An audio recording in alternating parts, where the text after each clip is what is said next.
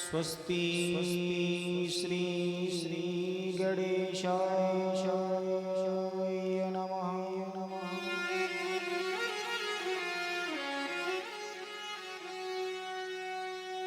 नमः परमहंसाय स्वागत चरण कमल चिन्ह मकर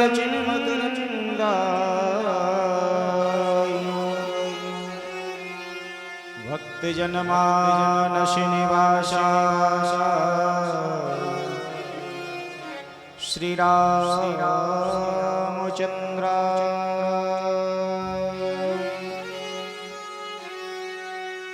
ध्येयं सदा परिभवग्नमभीष्टदोहम्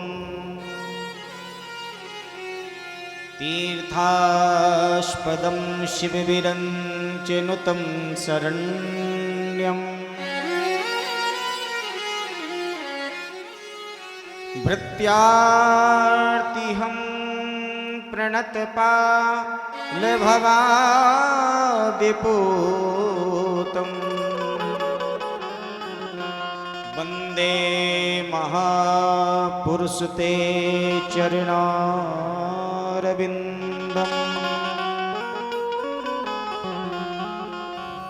कृष्णाय वासुदेवाय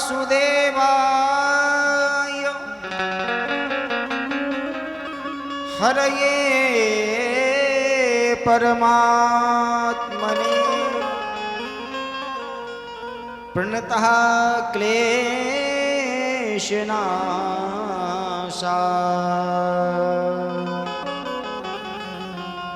गोविन्दाय नमो नमः।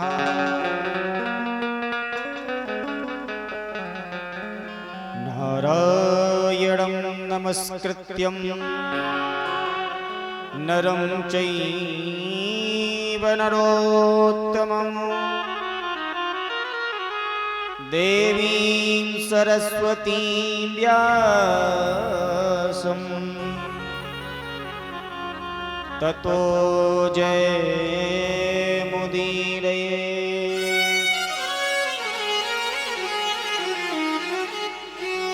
भक्तो भक्ति भगवन्त गुरु चतुर्नाम बपुए इनके पद वंदन किए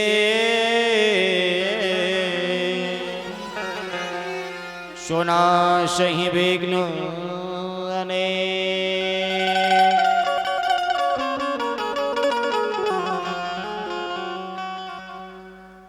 प्रभु कथा के रसिक तुम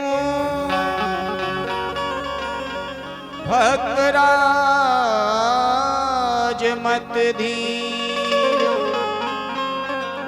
आए सुआसन लीजिए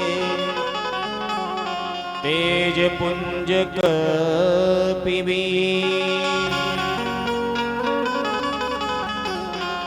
सीतानाथ समारंभा श्रीरामानंदार्य मध्यमा अस्मदाचार्य पर्यंता वंदे श्री गुरु परंपरा। इस जग की माया में देखा कोई नया का केवल मात भरोसे के सुजय श्री राधे श्याम। बोली आदि शक्ति जगत जननी जगदम्बा शीतला माता की जय। श्री वृंदावन बिहारी लाल की जय। ओरछाधीश राम राजा सरकार की जय हो। शंकर भगवान की जय हो। अनंत समस्त बलवंत श्री हनुमंत लाल जी महाराज की जय हो वस्ती नगर की जय हो नगर के समस्त देवी देवताओं की जय हो उपस्थित भक्त श्रोता परिकर की जय हो सभी विप्र देवताओं की जय हो यजमान परिवार की जय हो इनके माता पिता की जय हो गुरु गोविंद की जय हो जय जय श्री राधे श्याम। हरि शरणम परम मंगलमय परात्पर सर्वेश्वर सर्व संपन्न अकारण कारण करुण वर्णवालय दीनबंधु राज राजेश्वर श्री ओरछाधीश राम राजा सरकार की महती कृपा करुणा मां भगवती जगदम्बा शीतला माता का यह दिव्य दरबार और कार्तिक मास का ये पुनीत अवसर जिसमें हम सब लोग विराजमान होकर के आज प्रथम दिवस में श्रीमद् भागवत सप्ताह भक्ति ज्ञान यज्ञ की जो चर्चा प्रारंभ हो चुकी है, ऐसी दिव्य कथा में अवगाहन करने के लिए स्नान करने के लिए गोता लगाने के लिए सभी लोग उपस्थित हैं, एकत्रित हुए हैं। यह कार्यक्रम आप सबको जैसा कि विदित ज्ञात है, राय परिवार हमारे श्रीमान गोटी राम राय जी, उनके दोनों पुत्र और नाती और समस्त परिवार की ओर से इस कार्यक्रम का आयोजन किया जा रहा है, जिसमें आप सब लोग भी खूब सराबोर होंगे, गंगा जी में स्नान करेंगे और अपने राम जी को भी अपनी जन्मभूमि पर अगर कथा करने का अवसर प्राप्त होता है तो हमें ये लगता है कि जो कथा हो रही है वही हमारी दक्षिणा है, क्योंकि शुरुआत यहाँ से हुई तो जन्मभूमि पे कथा करने का आनंद भी एक कुछ अलग होता है। साहब दुनिया में कथाएं चल रही हैं, समय नहीं, खूब राम जी की कृपा से, माँ भगवती की कृपा से खूब कथाएं चल रही। 10 को यहाँ विराम हो, 10 से ही दूसरी जगह शुरू। पर जब जन्मभूमि की बात आती तो हमें लगता कि अपनों के बीच में बैठ करके अगर हम कुछ अनुचित भी बोल जाएंगे तो आप लोग इस प्रकार से हमारी वाणी को सुनकर के भूल जाएंगे। जैसे कोई बालक होता ना छोटा सा, वो तोतली भाषा बोलता है, कुछ भी कहता है तो माता पिता को बड़ा आनंद आता है। ऐसे ही हमें लगता है कि आप सब हमारे परिवार वाले ही हैं। तो आप सबको भी सादर जय श्री सीताराम।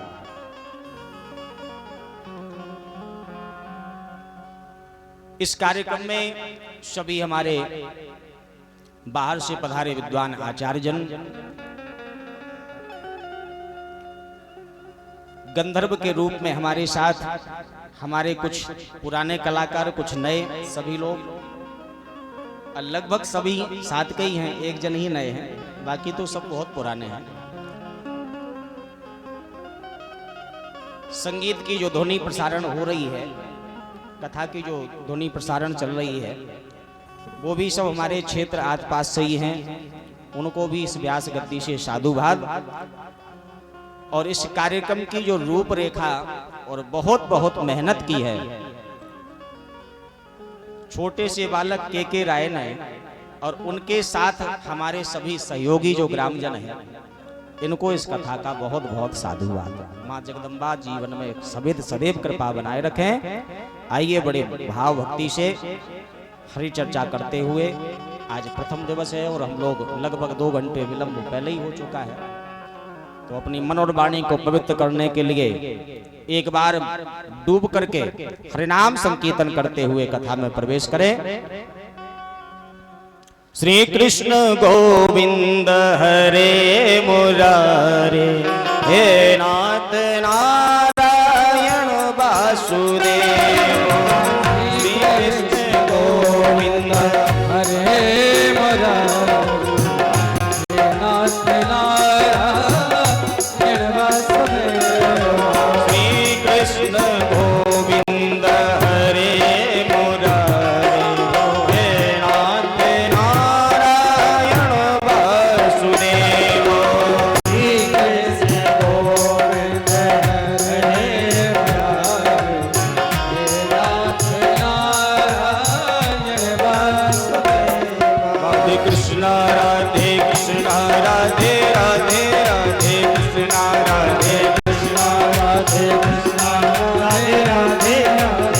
कृष्ण राधे कृष्ण राधे कृष्ण राधे राधे राधे कृष्ण राधे कृष्ण राधे कृष्ण राधे राधे राधे कृष्ण श्री कृष्ण गोविंद हरे मुरारी हे नाथ नारायण वासुदेव श्री कृष्ण गोविंद हरे मुरारी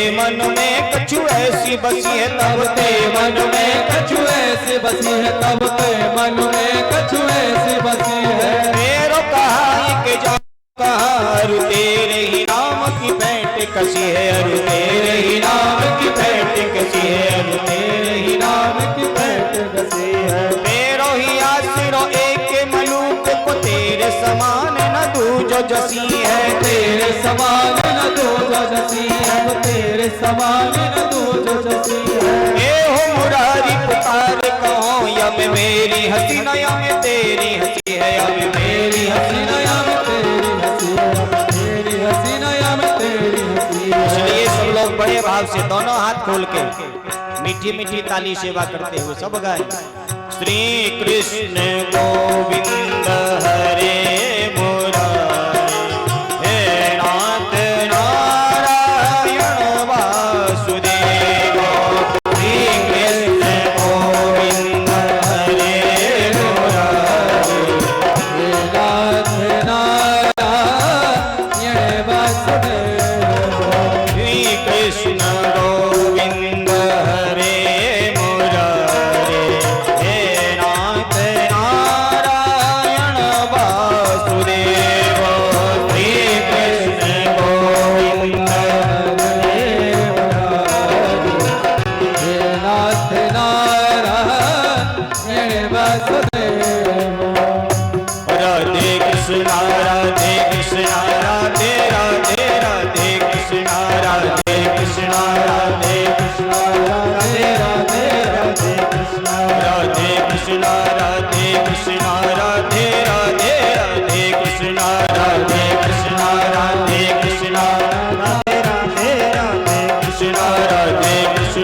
राधे कृष्ण राधे राधे राधे कृष्ण राधे कृष्ण राधे कृष्ण राधे राधे राधे कृष्ण राधे कृष्ण राधे कृष्ण राधे राधे राधे कृष्ण राधे कृष्ण राधे राधे राधे राधे कृष्ण राधे कृष्ण राधे कृष्ण राधे राधे राधे कृष्ण राधे कृष्ण राधे कृष्ण राधे राधे राधे कृष्ण राधे कृष्ण राधे राधे राधे कृष्ण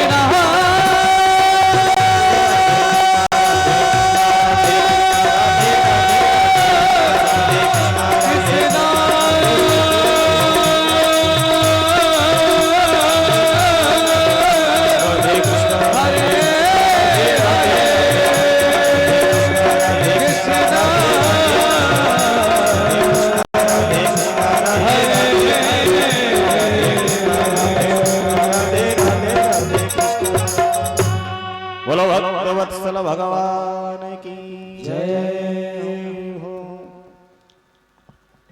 एक बार काशी में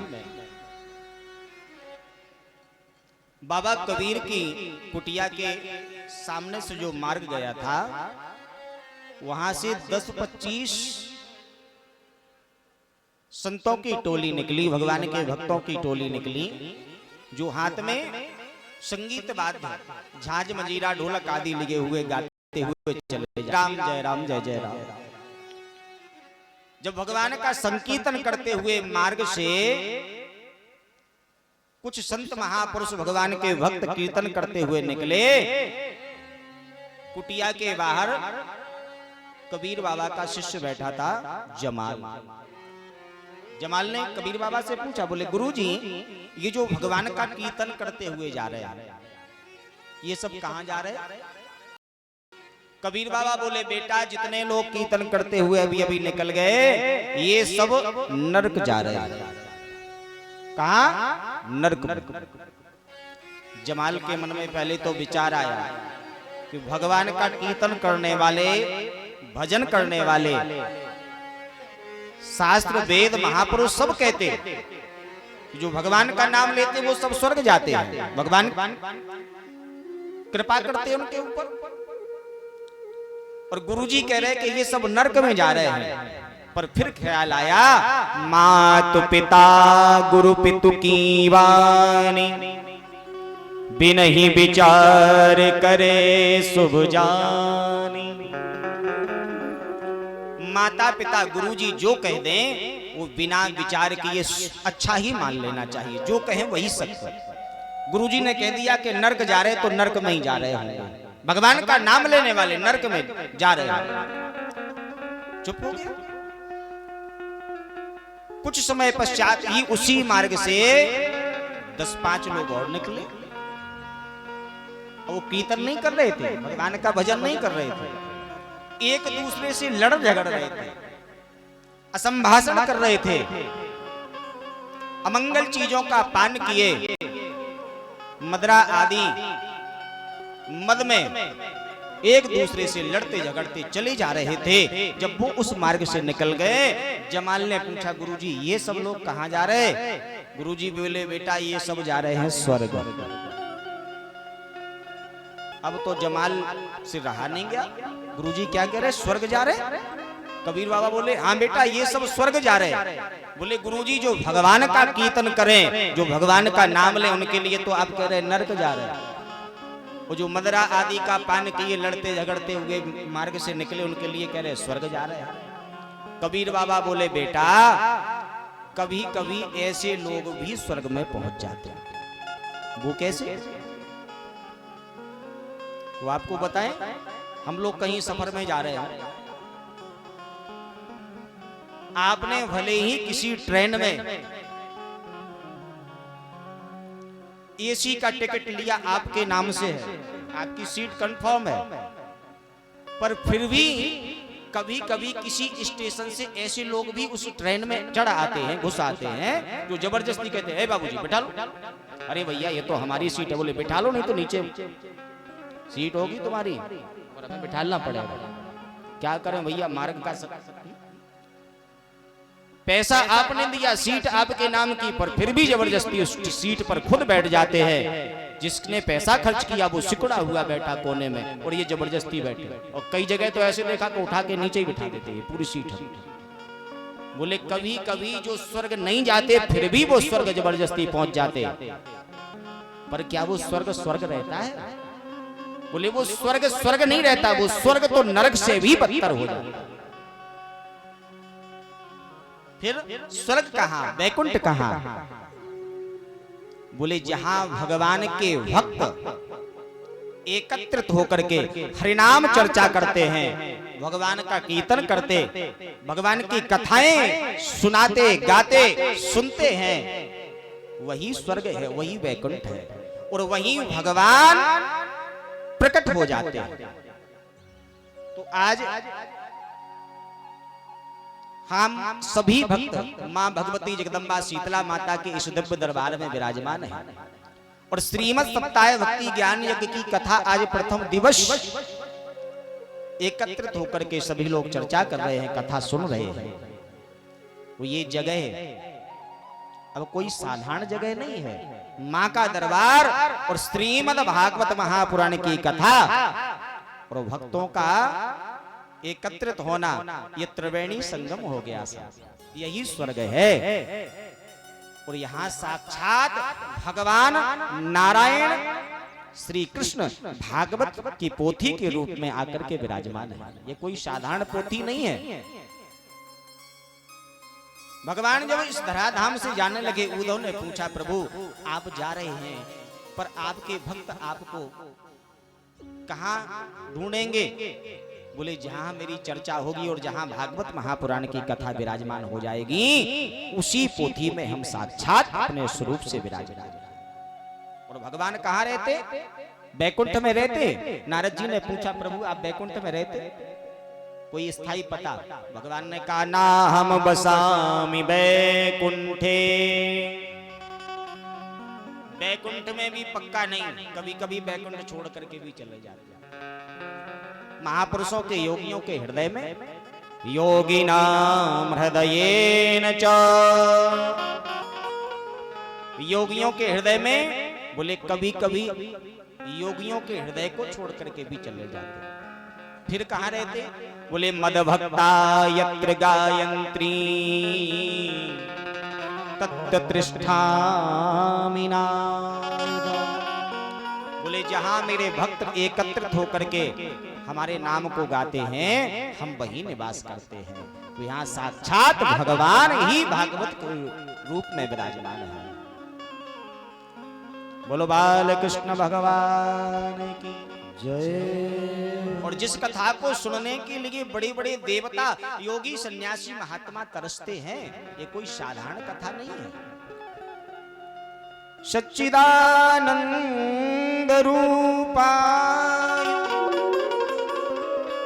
विश्वोत्पत्त्यादि हेतवे तापत्रय विनाशाय श्री कृष्णाय वयं नुमः। सत अर्थात जो सत्य स्वरूप है। सत्य कौन? बोले सत्य ईश्वर है। ये जगत तो मिथ्या है। आज यहाँ जो कुछ भी दिखाई पड़ रहा, ये आने वाले समय में नष्ट हो जाएगा। हम और आप भी एक दिन समाप्त हो जाएंगे। ये प्रकृति बदल जाएगी। यहाँ सब कुछ बदलता रहता है। नहीं बदलता तो कौन? बोले परमात्मा। ईश्वर एक है और उसकी सत्ता हमेशा रहती है। चित अर्थात चेतन। हम और आपको तो आलस आ जाता, तो कभी ऐसे बैठ जाते, कभी ऐसे बैठ जाते, कभी उठ के चल देते, फिर आलस आ जाता।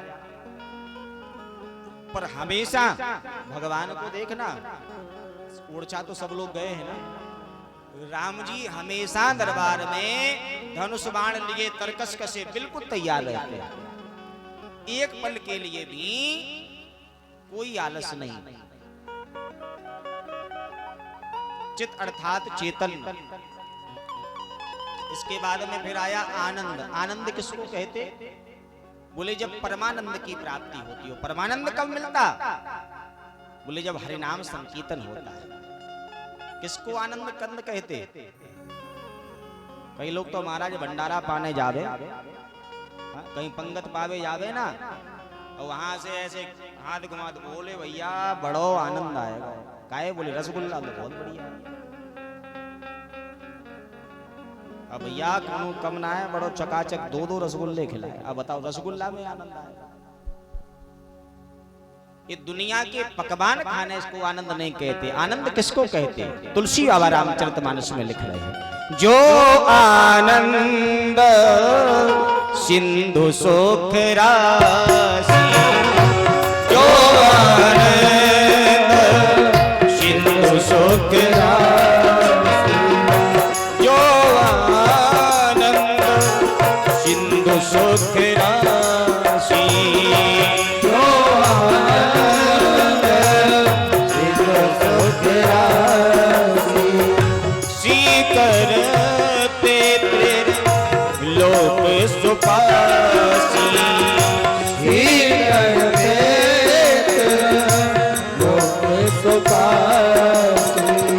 सो सुख धाम राम अष्टनाम, सो सुख धाम राम अष्टनाम, विश्राम अखिल लोक यक विश्राम सीताराम जय सीताराम सीताराम जय सीताराम। जो आनंद की राशि है, आनंद नहीं आनंद की राशि है, ऐसे परमानंद तापत्रय विनाशा। तीन प्रकार के ताप, कौन कौन से? तीनों प्रकार के ताप रामचरितमानस में बताए और तीन ही प्रकार के ताप श्रीमद् भागवत महापुराण में। पहला ताप दैहिक, शरीर में कोई कष्ट हो जाना, ये दैहिक ताप। फीवर आ जाना, जुकाम हो जाना, सिर दर्द हो जाना, ये शरीर को कष्ट हो जाना, क्योंकि पंच भौतिक शरीर है। चित जल पावक गगन समीरा, ये पांच तत्वों से बना, इसलिए इसको देह को कष्ट हो जाता, शरीर में कष्ट हो जाना, ये देह ताप। दैवीय, दैवीय ताप जरूरत नहीं है पर ज्यादा पानी बरस गया।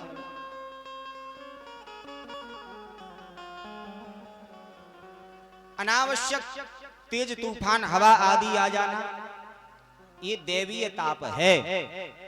और तीसरा है भौतिक, सब कुछ बढ़िया है, लाइट चल रही है, माइक चल रहा है, जनरेटर चल रहा है, पर अचानक से लाइट बंद हो जाए, ये भौतिक ताप है। तो ऐसे तापों का भी जो हरण करने में समर्थ हैं, तापत्रय विनाशाय श्री कृष्णाय वयं नुमः। ऐसे आनंद कंद सच्चिदानंद श्री कृष्णचंद्र के चरणों में बारंबार प्रणाम करते हुए श्रीमद् भागवत महापुराण की कथा में आज सौनक आदि 88,000 ऋषियों ने सूत जी महाराज से प्रश्न किया, निवेदन किया। कब? बोले नैमिषारण्य की भूमि में एक बार 88,000 सौनक आदि ऋषि विराजमान है, और उसी जगह व्यास जी के लाडले शिष्य सूत जी का आना हुआ। और जैसे ही सूत जी का आना हुआ, सभी महापुरुषों ने प्रणाम किया, सौनक आदि ऋषियों ने प्रणाम किया, 88,000 ऋषियों ने। और सूत जी को प्रणाम करके कहा, महाराज कोई ऐसा प्रभु चरित्र सुनाइए, कोई भगवान की ऐसी लीलाएं सुनाइए जिसको सुनकर के हमारा ये जीवन धन्य हो जाए। और महाराज आप ज्ञान का भंडार हैं, ज्ञान में हम सबसे श्रेष्ठ हैं, इसलिए आप अपनी ज्ञान रूपी बुद्धि के द्वारा और हम सबको भगवान के चरणों में प्रीति हो, कोई ऐसी सुंदर कथा का दर्शन करवाइए, श्रवण पान करवाइए। यहीं से श्रीमद् भागवत महापुराण सूत जी महाराज ने सौनक आदि 88,000 ऋषियों को सुनाना प्रारंभ किया। नैमिषारण्य की भूमि में एक सुंदर व्यास गद्दी का निर्माण किया गया, और श्री सूत जी महाराज उस पर विराजमान हुए। और सूत जी महाराज ने विराजमान होकर के मंगलाचरण किया, भगवान श्री कृष्ण के चरणों में प्रणाम किया और कथा प्रारंभ की। बोले हम लोग दिन प्रतिदिन काल व्याल मुखाग्रास त्रास निर्णास हेतुवे, बोले दिन प्रतिदिन एक एक पल, एक एक दिन जीवन का हम लोगों का समाप्त हो रहा है।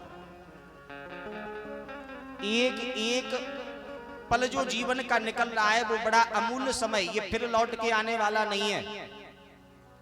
जो समय आज का निकल गया वो फिर लौट के आएगा, सब कुछ आ सकता है, पर ये समय लौट करके नहीं है, ये समय लौट करके नहीं आएगा।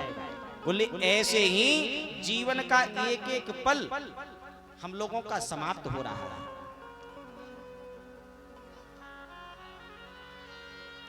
और हम दुनिया के व्यसनों में पड़ करके परमात्मा को भूल रहे हैं।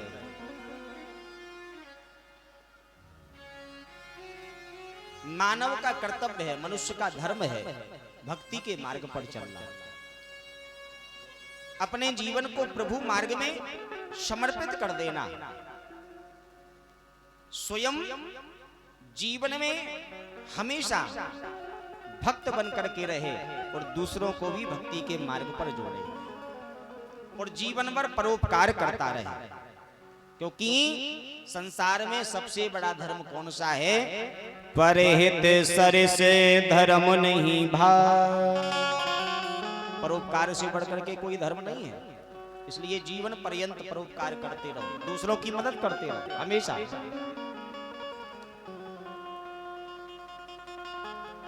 पर महाराज आज का मनुष्य, अरे महाराज उस समय उन्होंने हमारी मदद नहीं की, आज हम क्यों करें? पर करना चाहिए, उन्होंने नहीं की, पर आप आज समय है तो आगे बढ़ करके और मदद करो। इनके खाते में नहीं, उनके खाते में लिखेगा साहब, और ऐसा लिखेगा कि कभी ना वो कागज फटेगा ना डिलीट होगा जीवन पर्यंत, और यहाँ का हिसाब वहां मिलेगा। जीवन भर हमेशा परोपकार करते रहो और हमेशा भगवान की कथा श्रवण पान करते रहो। बोले ये कथा कोई साधारण नहीं है, ये कथा राजा परीक्षित ने सुनी। कब सुनी? बोले राजा परीक्षित को श्राप लगा, 7वें दिन तक्षक नाग के काटने से मृत्यु हो जाएगी। सुखदेव जी महाप्रभु ने कथा सुनाई और बोले जब सुखदेव जी ने कथा सुनाई, श्रीमद् भागवतम शास्त्रम, श्रीमद् भागवत महापुराण की कथा राजा परीक्षित को सुनाई और उस कथा को सुनने के लिए स्वर्ग से देवता उतर करके आए। स्वर्ग से देवता भी उतर करके और कथा सुनने के लिए हाथ में अमृत का कलश लिए आकर के सुखदेव जी महाराज को प्रणाम किया। सुखताल में गंगा जी के किनारे राजा परीक्षित कथा सुन रहे, सुखदेव जी कथा सुना रहे। इंद्रादिक देवता हाथ में अमृत का कलश लेकर के आए। बोले गुरुजी ये भागवत की अमृतमयी कथा आप हमें श्रवण पान करवाओ। और राजा परीक्षित को ये स्वर्ग से अमृत का कलश लेकर के आए, ये अमृत इनको पिला दो, पर इनको मृत्यु छू नहीं सकती। सुखदेव जी ने विचार किया, हैं तो देवता, पर ये देवता भी मन में अच्छा विचार लेकर के नहीं आए। कभी कभी बड़े लोग भी, बहुत बड़े जो होते हैं, ऐसे बड़े लोग भी कभी कभी छोटी हरकतें करने लगते जो नहीं करना चाहिए। ऐसे लोगों के लिए बाबा तुलसी रामचरितमानस में संकेत करते हैं, ऊंचे निवास नीचे करे तू, ऊंचे निवास करे तो, ऊंचे निवास नीचे करे तो, ऊंचे निवास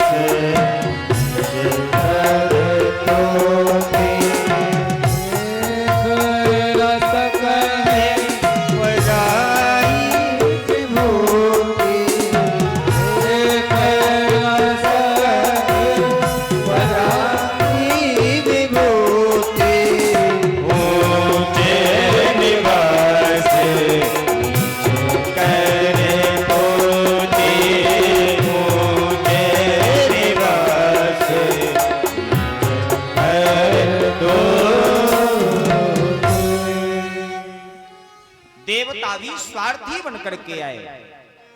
आज कथा सुनाने से मना कर दिया। देवताओं आप भी आकर के अगर कथा सुनने के लिए बैठते तो हम कथा अवश्य सुनाते। यहाँ श्रीमद् भागवत महापुराण की कथा चल रही है, सारी व्यवस्थाएं बहुत सुंदर व्यवस्थाओं के साथ, कोई आकर के कोई भी और आकर के वो कथा बैठ करके सुनेगा तो क्या राजू राय जी मना कर देंगे महाराज इनको कथा नहीं सुनाना? बिल्कुल नहीं करेंगे, क्योंकि व्यवस्था की ही इसलिए गई। ये कथा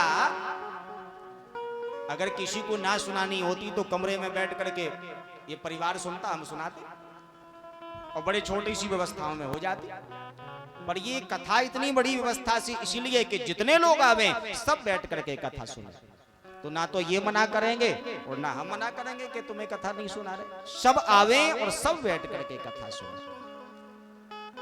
पर देवता कथा सुनने तो आए पर स्वार्थी बन करके आए, स्वार्थ लेकर के। ये कथा हमें सुना दो, राजा परीक्षित को अमृत पिला दो। आज सुखदेव जी ने देवताओं को कथा के लायक नहीं समझा और ये देवताओं को भी कथा दुर्लभ है। श्रीमद् भागवती वार्ता सुराणामपि दुर्लभा। ये कथा देवताओं के लिए भी दुर्लभ है, ये सबको सुलभ नहीं है। भागवत में दो प्रकार के श्रोता बताए गए। कौन से? रसिका भूवि भावुका। दो प्रकार के श्रोता कम हो पर अच्छे हो, रसिक हो और भगवान की कथा के भावुक हो। कितनी भी कथा हो जाए पर कथा से अघाए नहीं, निरंतर सुनते ही रहे और रसिक हो, प्रेम से भगवान की कथा सुने। सप्ताहेन श्रुतम चेत सर्वथा मुक्तिदायकम सनकादे पुरा प्रोक्तम नारदाया दया परि। बोले एक बार सनत कुमारों ने कृपा करके श्री नारद बाबा को कथा सुनाई। बोले उन नारद जी को जिन नारद जी को श्राप लगा कि आप एक घड़ी से ज्यादा कहीं ठहर नहीं सकते।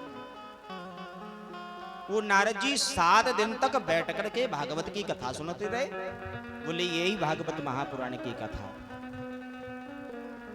जो एक बार इसके नजदीक आ जाए फिर वो दूर नहीं जाता, वो निरंतर भगवान का ही हो जाता। बोले नारद जी ने 7 दिन तक कथा कैसे सुनी? बोले एक बार बद्रीनाथ में पर्वतों पर नारद जी भ्रमण करते हुए शीघ्रता में चले जा रहे हैं। जल्दी जल्दी शीघ्रता से नारद बाबा चले जा रहे थे और उधर से नारद जी के बड़े भैया ब्रह्मा जी के मानस पुत्र सनक सनंदन सनातन और सनत कुमार जो 4 भाई हैं उधर से आए और नारद जी को आते हुए देखा, रोक लिया। ए नारद बाबा ऐसे जल्दी जल्दी कहां चले जा रहे? नारद जी ने कहा भैया क्या बताएं, हम बड़ी चिंता में हैं, हम बड़ी चिंता में। सनत कुमार बोले नारद जी तुम्हें चिंता? चिंता तो घर गृहस्थी वाले को होना चाहिए, पत्नी बेटे बच्चों वालों को होना चाहिए। संत को काहे की चिंता? बात सही है कि नहीं? जिसका पत्नी परिवार आदि हो उसको चिंता रहने की, खाने की, पीने की, आगे आगे की व्यवस्थाओं की। पर जो संत है जिसका घर परिवार कुछ नहीं, उसे काहे की चिंता? जहां मिल गया वहीं पाया और चक्क से सो गए, भगवान का कीर्तन भजन किया। उन्हें काहे की चिंता? कहीं ना कहीं तो मिल ही जाएगा। नारद तुम्हें काहे की चिंता? नारद जी बोले घर परिवार वाले को अपनी अपनी पत्नी अपने बच्चों की चिंता होगी, ज्यादा से ज्यादा रिश्तेदारों की चिंता। पर हम संत हैं और संत के लिए उसका अपना कोई परिवार नहीं होता, ये समूचा विश्व ही उसका परिवार होता है। ये समस्त विश्व उसका परिवार है। तो आपको काहे की चिंता? नारद जी बोले हमने सब जगह भ्रमण करते हुए जाकर के देखा, सत्यम नास्ति तपाशोचम दयादानम न विद्यते। सत्यम नास्ति, कहीं भी सत्य दिखाई नहीं पड़ता।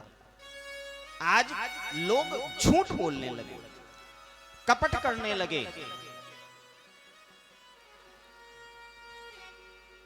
स्वार्थी हो गई दुनिया, कहीं सत्य दिखाई नहीं पड़ता साहब।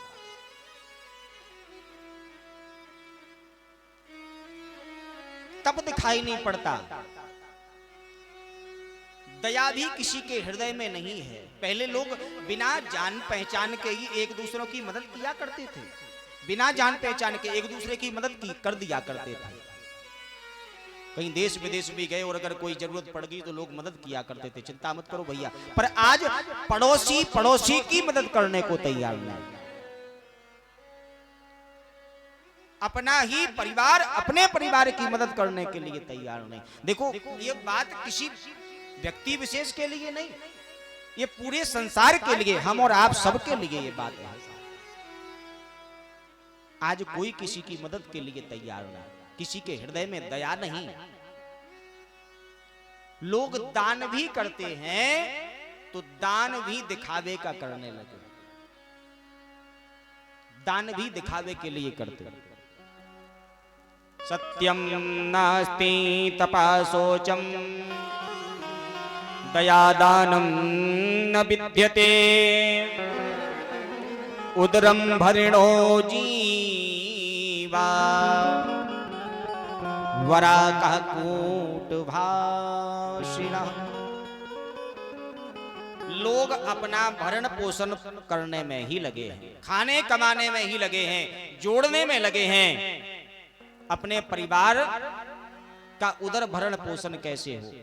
माता पिता छोटे छोटे बच्चों को बुलाते और उन्हें सिखाते, बेटा दूसरे की जेब से नोट कैसे निकालना, दूसरे से पैसा कैसे ऐंठना है।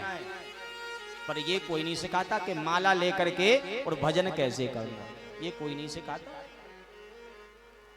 आजकल सब लोग खाने कमाने की कला में लगे, पर कोई भगवान की भक्ति में अपने बालकों को नहीं लगाता।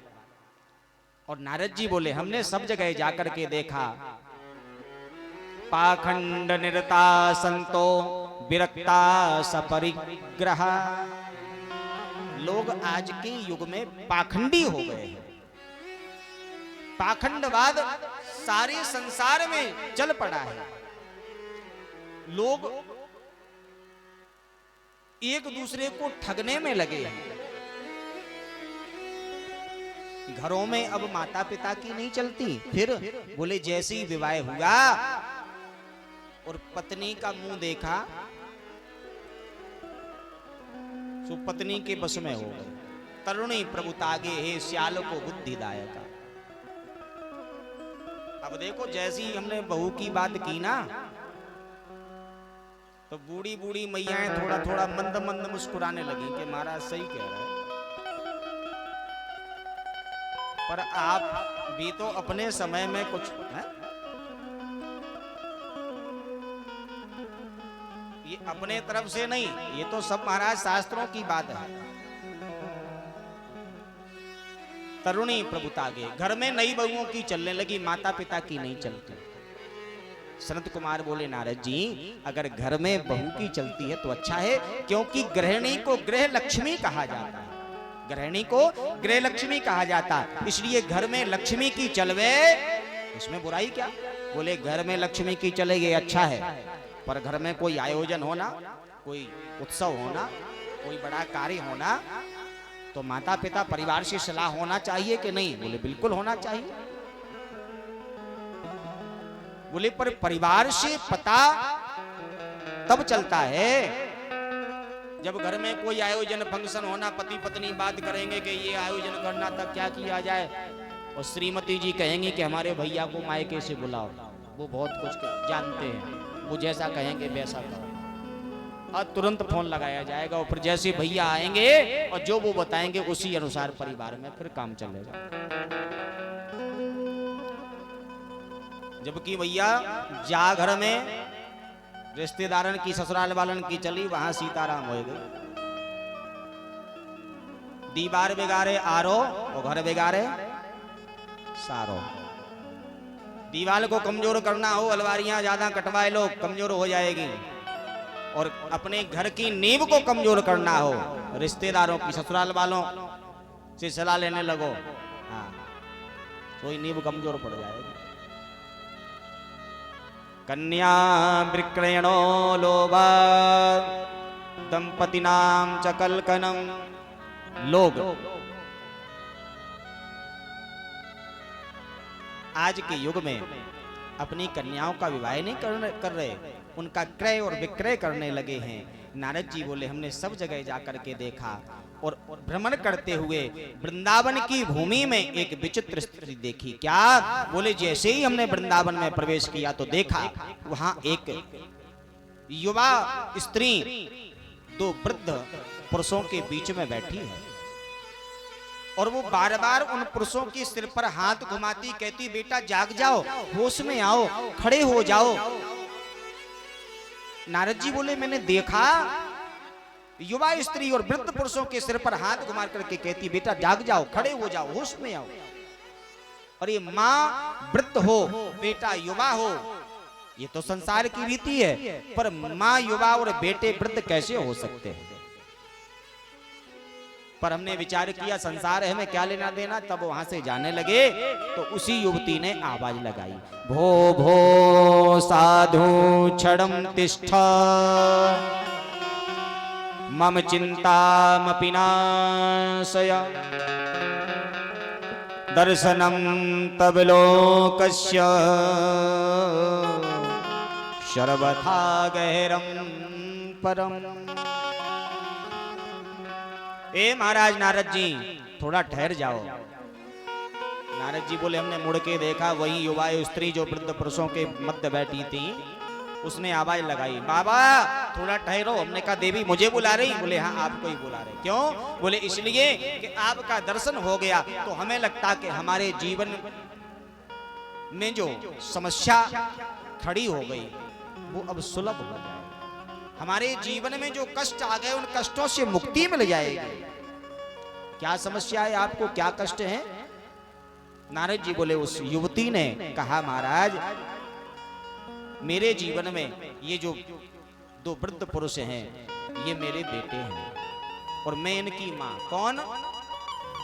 अपना परिचय दिया, अहम भक्ति रति ख्याता इमौ में तलयौ मत। मैं भक्ति हूं, ये मेरे दोनों बेटे हैं, ज्ञान और वैराग्य। नारद जी बोले ये आपके बेटे ज्ञान वैराग्य, फिर आप युवा ये वृद्ध। तब भक्ति देवी ने कहा नारद जी हम सब जगह भ्रमण करते आए, मेरे बेटे युवा थे और मैं वृद्ध थी, पर इस ब्रज की भूमि में कुछ ऐसी विशेषता है कि यहाँ पैर रखने के बाद, यहाँ जैसी मैंने ब्रज की भूमि में प्रवेश किया, मेरे दोनों युवा बेटे तो वृद्ध अवस्था में पहुंच गए और मैं जो बूढ़ी थी सो युवा हो गई और दोनों बेहोश होकर के पड़े हैं, होश में नहीं आते महाराज। पर आपका दर्शन हो गया तो अब लगता है कि जीवन में कुछ मंगल होगा, क्योंकि हमने सुना है अरे संतन के संग लाग रे वो तेरी बिगड़ी बनेगी, संतन के संग लाग रे तेरी बिगड़ी बनेगी, भगवान के संग लाग रे तेरी बिगड़ी बनेगी, भुवन के संग लाग रे तेरी बिगड़ी बनेगी, बिगड़ी बनेगी तेरी बिगड़ी बनेगी, बिगड़ी बनेगी तेरी बिगड़ी बनेगी, बिगड़ी बनेगी तेरी किस्मत जगेगी, बिगड़ी बनेगी तेरी किस्मत जगेगी, संतन के संग लाग रे तेरी बिगड़ी बनेगी, संतन के संग लाग रे तेरी बिगड़ी बनेगी। हरि बोल।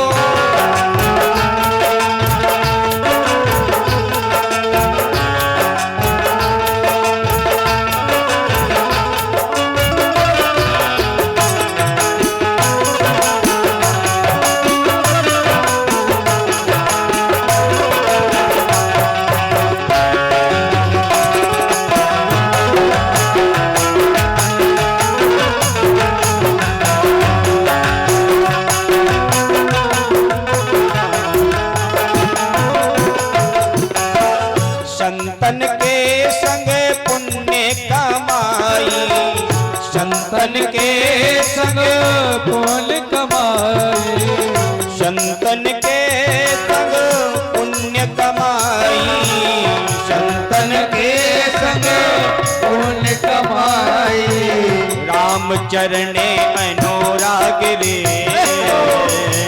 राम चरण अनुराग रे तेरी बिगड़ी बनेगी, संतन के संग लाग रे तेरी बिगड़ी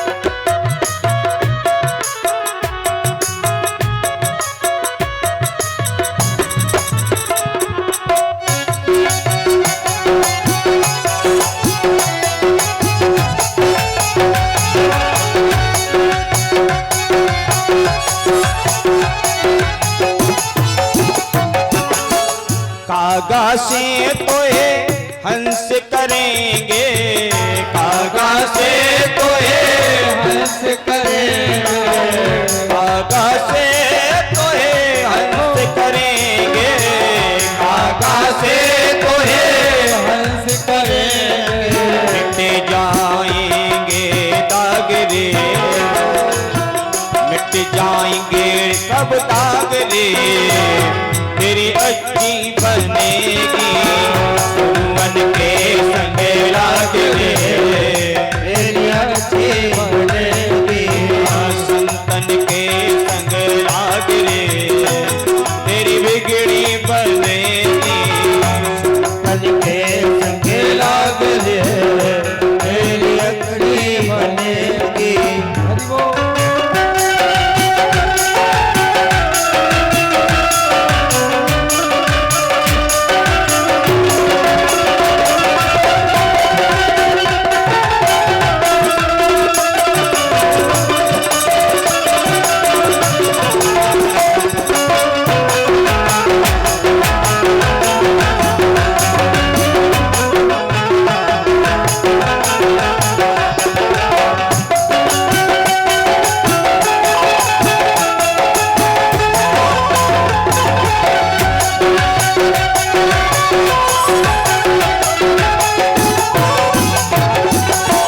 कहत कबीर सुनो भाई साधो, कहत कबीर सुनो भाई साधो, कहत कबीर सुनो भाई साधो, कहत कबीर सुनो भाई साधो।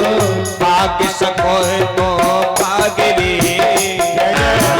पाग सके तो पाग रे, तेरी अच्छी बनेगी संतन के संग लाग रे, तेरी अच्छी बनेगी भुवन के संग लाग रे, तेरी अच्छी बनेगी भुवन के संग लाग रे, तेरी अच्छी बनेगी, तेरी बिगड़ी बनेगी, तेरी बिगड़ी बनेगी, तेरी किस्मत जगेगी, तेरी किस्मत जगेगी, तेरी बिगड़ी बने। भक्ति देवी ने कहा नारद जी, जब आप जैसे संत का दर्शन हो गया तो जीवन में अब जितने कष्ट हैं वो सब दूर हो जाएंगे। नारद जी बोले, हमने 4 वेद 6 शास्त्र, सभी उपनिषद 17 पुराण सब सुनाए दिए, पर ज्ञान वैराग जैसे थे वैसे ही पड़े। ज्ञान वैराग की मूर्छा दूर नहीं हुई। 4 वेद 6 शास्त्र 17 पुराण उपनिषद सब सुना दिया, पर ज्ञान वैराग की मूर्छा दूर नहीं। नारद जी बोले, हम वहां से आने लगे तो भक्ति देवी ने कहा, नारद बाबा हमने तो सुना था संत तो या तो किसी को पकड़ता नहीं, संत या तो किसी के हाथ को पकड़ता नहीं, और पकड़ ले तो भव से पार करके ही छोड़ता है, पर आप बीच में ही छोड़ करके जा रहे हैं। नारद जी बोले, हमने भक्ति देवी को वचन दिया, देवी चिंता मत करो हम फिर आएंगे। तो भक्ति देवी को हम वचन दे करके आए, उनको कैसे उनके कष्टों से निवृत्ति मिलेगी, कैसे छुटकारा मिलेगा, ज्ञान वैराग कैसे मूर्छा से दूर होंगे, आज हम बड़ी चिंता में। संत कुमार बोले, नारद जी आपने सब कुछ किया, पर श्रीमद् भागवत महापुराण की कथा नहीं सुनाई। 17 पुराणों की कथा सुना दी, पर भागवत को क्यों छोड़ दिया? बोले, एक बार भागवत महापुराण की कथा अगर आप सुनाते तो ज्ञान वैराग की मूर्छा दूर हो जाती। नारद जी बोले, जब हमने बड़े बड़े वेद सुना दिए, बड़े बड़े शास्त्र सुना दिए, बड़े बड़े उपनिषद 17 पुराण, तब ये छोटी सी पोती जाते का हुए वालों। संत कुमार बोले, नारद जी जिस भागवत महापुराण की कथा को आपने अपने पिता ब्रह्मा से हट करके सुना, उस भागवत की कथा पर आपको संदेह? ये देखने में छोटी पर काम बहुत बड़ा करती है। रही मन देख बड़े ने को लगु न दीजिए डार, जहां काम आवे सुई कहा करे तलवार। कपड़े को सिलना है तो भले ही सुई छोटी सी होती, 1 इंच की होती है, 1-1.5 इंच की सुई होती है, पर कपड़े में सिलाई अगर करनी है तो वो 1-1.5 इंच की सुई ही काम करेगी। आप सोचो कि कैंची तो 1 फीट की होती तो कैंची का प्रयोग कर ले, कैंची काटने का काम कर सकती है पर सिलने का काम तो 1-1.5 इंच की सुई ही करेगी। बोले ये भागवत महापुराण की कथा कोई साधारण नहीं है। बोले आम का फल खाया है? आम तो सबने खाया होगा। नानद जी बोले बिल्कुल खाया। बोले जो स्वाद आम के फल में होता, आप विचार करो कि आम ना खा करके आम की लकड़ी तोड़े, उसकी लकड़ी में वो स्वाद मिल जाए तो होगा क्या? आम के पेड़ में वो स्वाद होगा? बोले वो तो महाराज कड़वी लगेगी। बोले जो स्वाद आम के फल में है, अपितु वो आम का फल उसी आम के वृक्ष से निकला, पर जो स्वाद फल में है वो आम के वृक्ष में, पत्तों में नहीं, डाली में नहीं।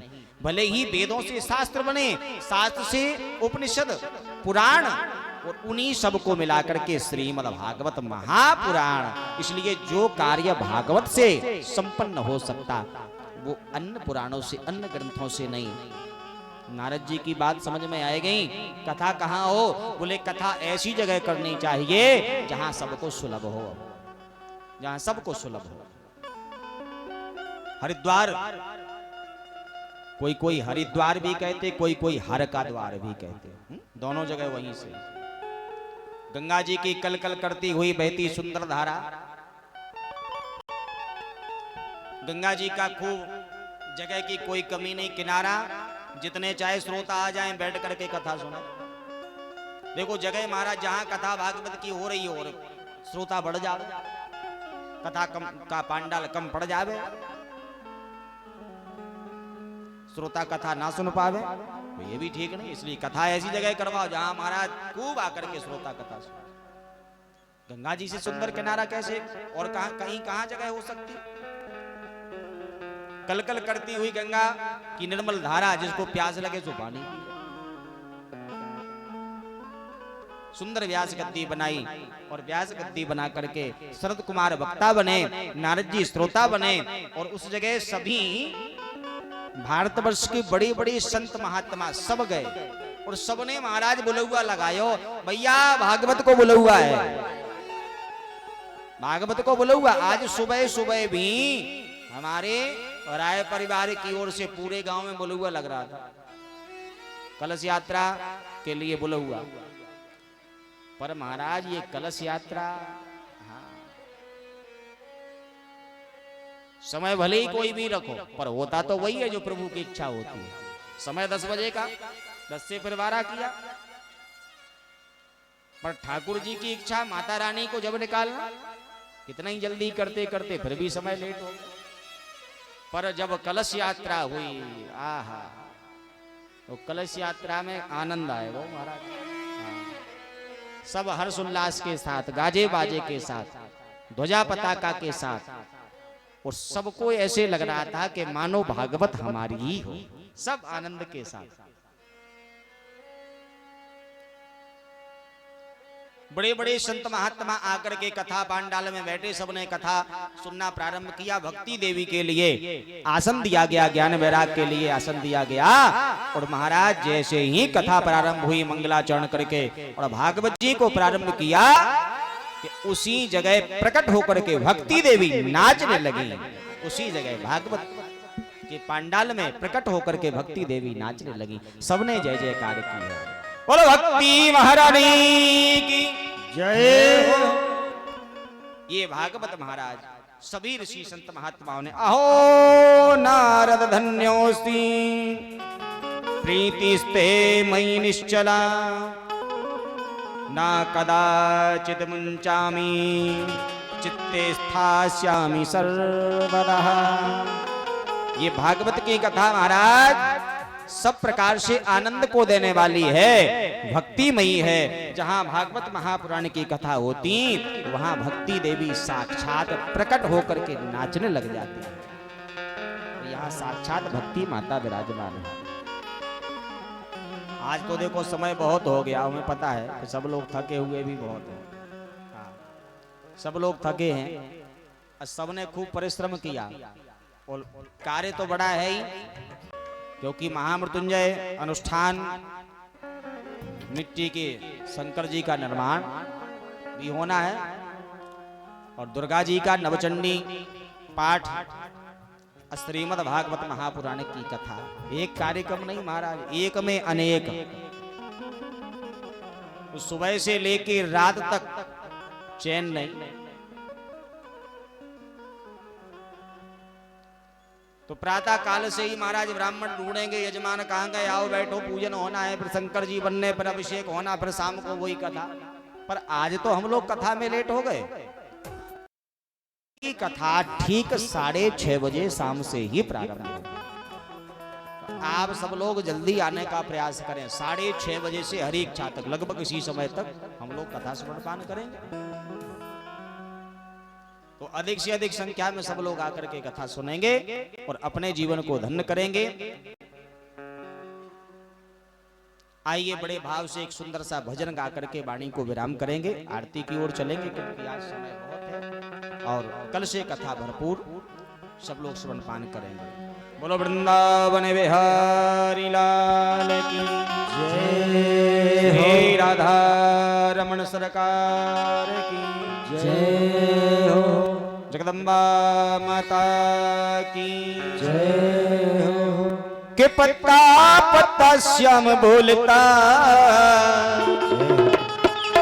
के पत्ता पत्ता श्याम बोलता, हरे राधा नाम की, हरे राधा नाम की, राधा नाम की लगाई फुलवारी, के पत्ता पत्ता श्याम बोलता, राधा नाम की लगाई फुलवारी, के पत्ता पत्ता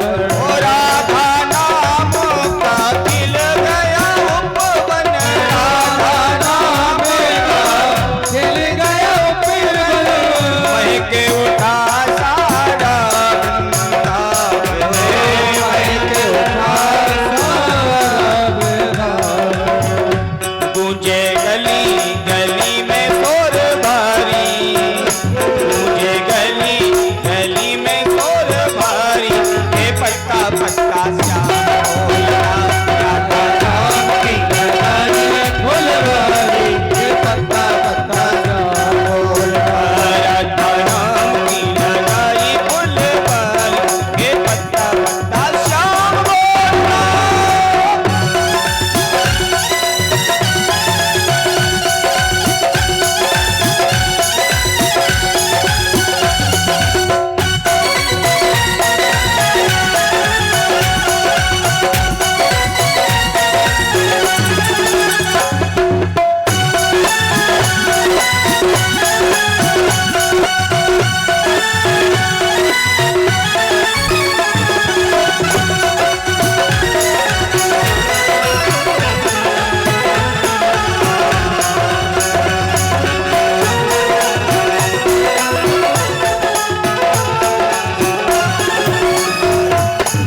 प्रेम के जल से सींचिए बगिया, प्रेम के जल से सींचिए बगिया, महके ग्वाले महकी सखिया, महके ग्वाले महकी सखिया, महके ग्वाले महकी सखिया, महके ग्वाले महकी सखिया। वो सब रसिकन को रसिकन को लागे प्यारी के पत्ता पत्ता श्याम बोलता, राधा नाम की लगाई फुलवारी के पत्ता पत्ता श्याम बोलता, राधा नाम की लगाई फुलवारी के पत्ता पत्ता श्याम बोलता, राधा नाम की लगाई फुलवारी के पत्ता पत्ता श्याम बोलता, के पत्ता पत्ता श्याम बोलता, के पत्ता पत्ता श्याम बोलता, के पत्ता पत्ता श्याम बोलता, के पत्ता पत्ता श्याम बोलता, राधा नाम की राधा नाम की राधा नाम की लगाई फुलवारी पत्ता पत्ता श्याम बोलता, राधा नाम की लगाई फुलवारी के पत्ता पत्ता श्याम बोलता, राधा नाम की लगाई फुलवारी के पत्ता पत्ता श्याम बोलता, राधा नाम की लगाई फुलवारी के पत्ता पत्ता श्याम बोलता, के पत्ता पत्ता श्याम बोलता, के पत्ता पत्ता श्याम बोलता, के पत्ता पत्ता श्याम बोलता। जय श्री राधे श्याम। सभी लोग प्रेम श्रद्धा भक्ति के साथ खड़े हो जाएं। आज की कथा का यही विराम। कल से हम लोग ठीक 6:30 बजे से कथा श्रवण पान करेंगे और हरि इच्छा तक हमारे जो कथा के यजमान हैं श्रीमान राजू राय जी, वो आकर के कथा की आरती करेंगे और समस्त परिवार वाले भी आरती कर लेंगे। आप सब लोग श्रद्धा से खड़े होकर के प्रेम भक्ति के साथ आरती करें। ओम चंद्रमा मनसो जातसो सूर्यो वजायत श्रोत्वा द्वायस प्राणस मुखादग्ने जायत।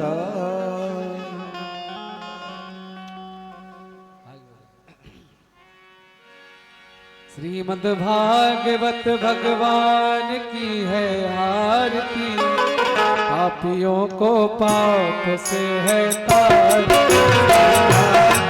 भगवान की है आरती, पापियों को पाप से है तारती। भागवत भगवान की है आरती, पापियों को पाप से है तारती।